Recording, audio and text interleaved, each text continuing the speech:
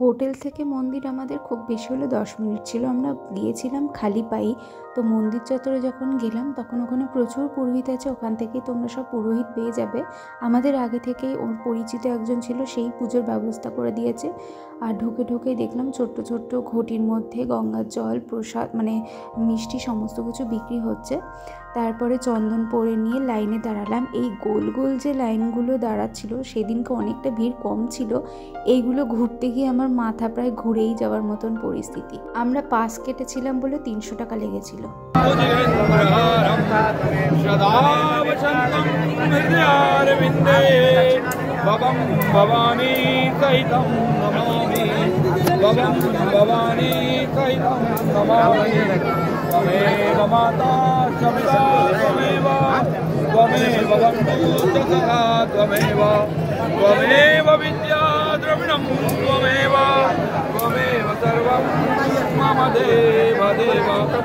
খুব ভালো করে কর্পূর আরতি করার পরে আমরা গাঁটছড়া বন্ধন করেছিলাম, মানে বাবার মন্দিরের সাথে মা পার্বতীর মন্দিরের।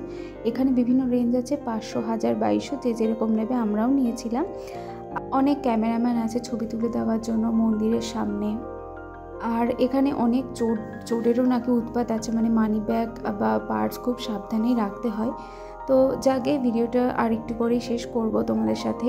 দেখবে মা পার্বতী মন্দির লেখা আছে, তার সাথে বাবার মন্দিরের গাঁটছড়া বন্ধন হচ্ছে। তো 12টা জ্যোতির্লিঙ্গের মধ্যে প্রথমই জ্যোতির্লিঙ্গতে বাবা বৈদ্যনাথ ধাম, এইটাতে আমরা প্রথম পুজো দিলাম। খুব ভালো লাগলো পুজো দিতে। এইভাবেই হয়তো একটা দিন পরে 12টা জ্যোতির্লিঙ্গে পুরোপুরি পুজো দিতে পারবো। দেখা হচ্ছে নেক্সট ভিডিওতে। ততক্ষণ তোমরা চ্যানেলটা সাবস্ক্রাইব করো আর লাইক, শেয়ার, কমেন্ট করতে একদম ভুলো না। টাটা।